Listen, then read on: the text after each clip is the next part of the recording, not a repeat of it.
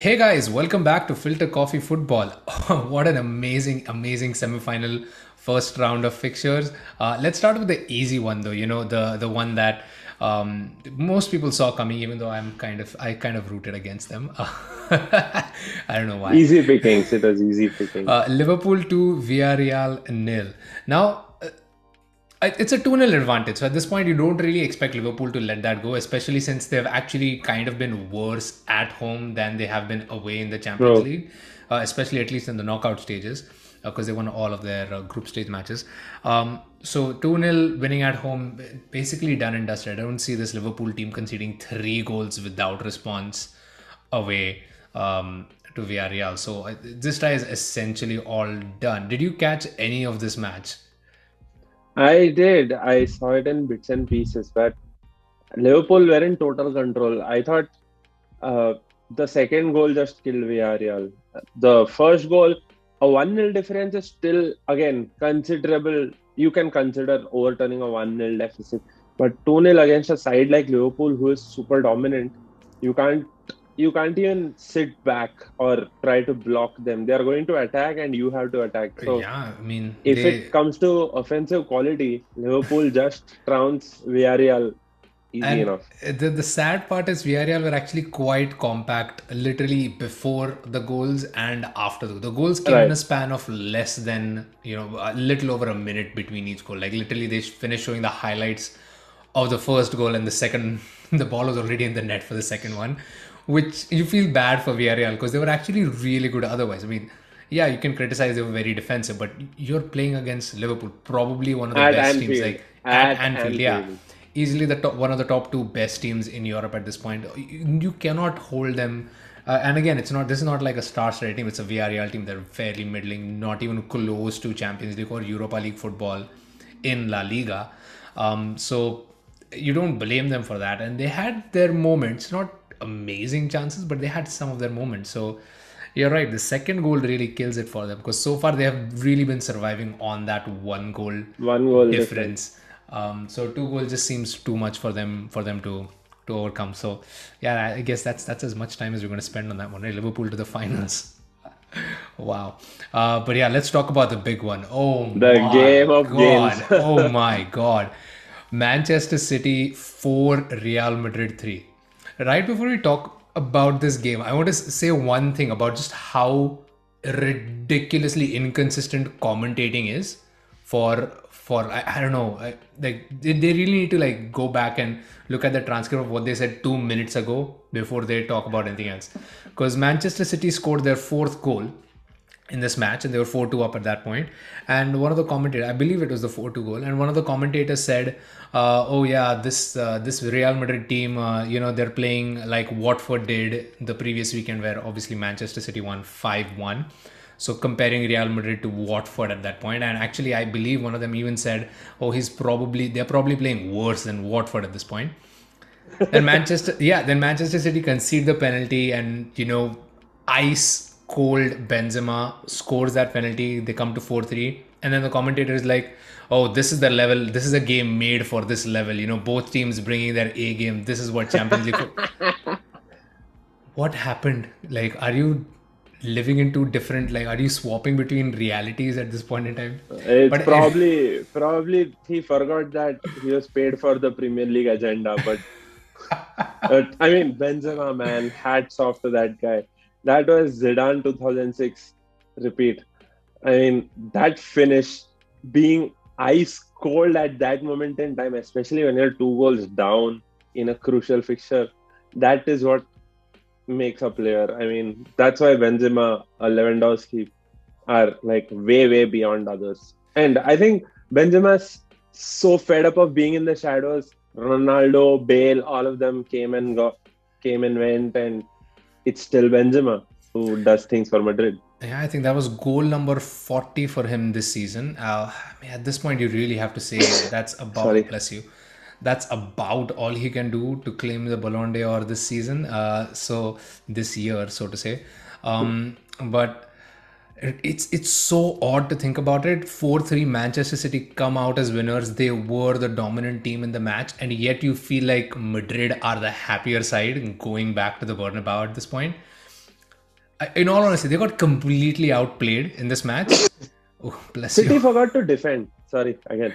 City forgot to defend. I think the moment of the game came when Vinicius just nutmegged Fernandinho, and you have Pep's reaction all over the internet where he goes bonkers on how that ever happened. But come on, Fernandinho is what, 35, 36, 37, I guess. I think And approaching 37, yeah. yeah, and Vinicius is 23 odd. It's bound to happen. Some of these things are bound to happen.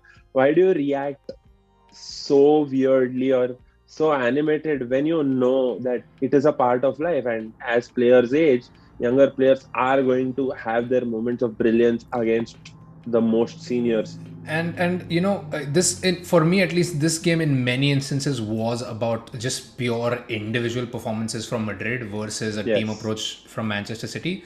But there was a bit of strategy in that they were attacking that right flank for Manchester City because Kyle Walker was out injured. I believe Cancelo was also not available for this match. So the only two speedy people on that right side were not available. So they knew that Vinicius' pace was always going to be a problem, and that really proved to be the it case in did. this match, which is again some good management, and honestly kind of poor on Pep's part that he didn't prepare the rest of the defense for it. Because when you observe that Vinicius Junior run, I believe it was Emerick Laporte who had the opportunity to go and cut down Vinicius, but he just never did. He stayed in the center, which is, I believe, like Pep should have prepared, because his Pep's reaction basically meant like he already knew this was going to This happen. was This is going what. to. So he knew the moment that happened that they were in danger, and the fact that the rest of the defense just didn't prepare themselves for it is just, it's bad for Pep. And yeah, please go ahead. This is one of the few things where you want your defender to commit rather than just fall back, because commit a foul outside of the D, outside of the penalty box, which is where you still have a better chance of not conceding a goal. But as soon as you let the player in, and if you go in on a foul, there is the chance of a penalty. There's a chance of having a foul, conceding a yellow or even a red card, and potentially not having the player available for the next fixture. So I would think that Pep, being the master of technical fouls, he's definitely the master. He's done perfected it at Barcelona, and now he's doing it here at Man City. I think they forgot to use that, where draw a foul or like push them over, do something outside the box. Because hey, we know that he's also petty when it comes to being petty. We saw that in the previous fixture where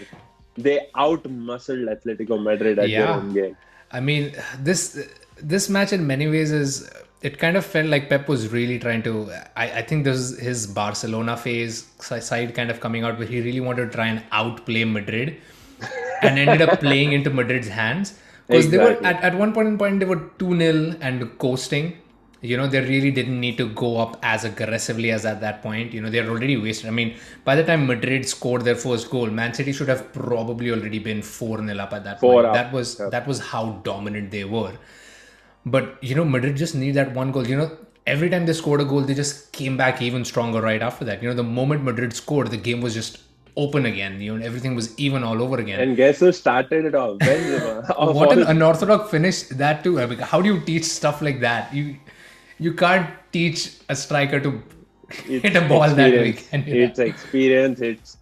It's blind luck. It is God favoring the brave. You don't know, whatever. But it's just in. And in many ways, you can say that Madrid over the last four, knockout games have had one bad game and one good game in them, for each leg. And this arguably was their bad performance, you would say. So going to Bernabeu, you would expect them to play better. I mean, I don't. It's surprising that it's 4-3, but I don't think Madrid could have played any worse than they did in this Right. match, and they still come up with only a one-goal deficit. So it's weird, but let's talk about this. Who are your favorites in that second leg to go through at this point? Liverpool are coasting. I mean, that's Oh, I for mean, just yeah, that's the given. Madrid Yeah. City game. Yep. I really want Madrid to do it. I mean, I think another Modric masterclass, or a Cruz masterclass, or maybe Benzema just again coming and hammering a hat trick in what, 10 minutes, something of that sort. I'm hoping for that to happen. Just I because the way they play, just because the fight they've shown I every other I game. am totally with you. I mean, this match, or rather this Madrid team across the Champions League has been a They've classical always example, clawed back. and they're a classical example of a champion's mentality to where they never seem bogged down. Typically you see a team against Manchester City 2-0 down, they just like hunker down, like, okay, we just want to make sure we don't let any more goals in. That was not this Real Madrid team. They it's like they always knew it didn't matter. They never seemed like they were in a rush. They always seemed like, just the swagger and the confidence of a team of champions. These guys have been like, literally half the team has been there and done that at least 4 times already in their careers. So they just walk into that second fixture with so much confidence. And I feel like even though City have the 1 goal advantage, they will be really, really scared going into that second leg. How do you like turning your strategic hat on? If City had to overcome Real Madrid, what would be your number one advice to them? Have someone man marking Modric. Like just deal with him first. Deal with Modric. Everything else should fall into play because most of their play flows through Modric. However bad that might be or however slow it might be, it is still Modric who is the metronome. And you block their biggest playmaker, they have to find alternatives. They might they might go on a counter attack, but they can't really do a counter attack since they are on the negative.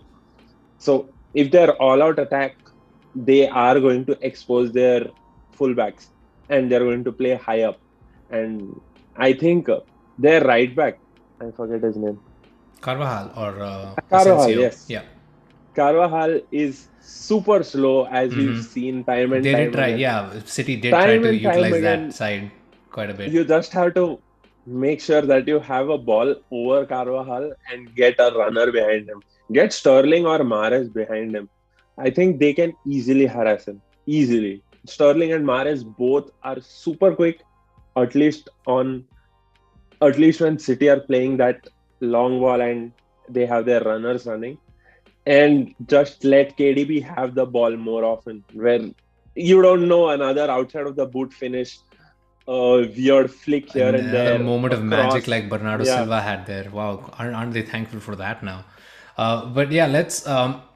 That's what I feel like. City they almost need to do the same thing that they did against Atletico, is almost show respect to your opposition at this point, and try and don't. just grind out a result. Don't try and Yeah, play them the way you'd play any other team. Respect Real Madrid.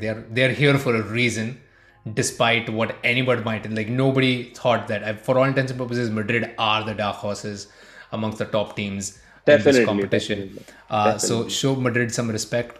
Surprisingly, City have shown in the previous leg that they can do it the hard way against Atleti. So I mean, they've held on to a 1 goal lead then. For me, I hope City hold on to that 1 goal lead, because I would love to see a Klopp versus Guardiola. Although for Liverpool, either ways, this is turning out to be a showcase fixture for Liverpool, Exactly. because either they get to beat Klopp, either they get to beat Guardiola again, and irrespective of who wins the league title, Liverpool get a chance to be dominant in Europe, or they get a rematch against the team that they probably should have beaten the first time around if Mo Salah wouldn't have been injured. But yeah, match predictions. We're gonna not talk about Liverpool Villarreal. That one is done. Where do you see this one ending? Give me a score line today. Yeah, we're gonna try and do score lines this time around. A 4-3 the other way around and then extra time. Oh wow. Yeah, I'm kind of close there. I think this is going to be a 2-1 to Madrid, and then they are going to score in that extra time. They're going to do one over City. City are going to capitulate again under pressure, just lacking any sort of leadership. I want to see who plays that outside ball first, outside of the boot ball first. Is it going to be Modric or KDB? I think it's a competition of who does the better outside of the boot pass. Yeah, incredible second leg semi-final, at least on one end. The other end, maybe not. But who knows? That might should still be a shock there.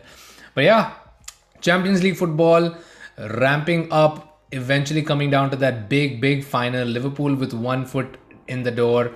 Manchester City not quite there yet. I still think Madrid are favorites. Karthik still thinks Madrid are favorites. Let us know who you guys think are going to go through. And yeah, as always, thank you for joining us. Like, share, subscribe, and we will see you See you guys next soon. time. Bye.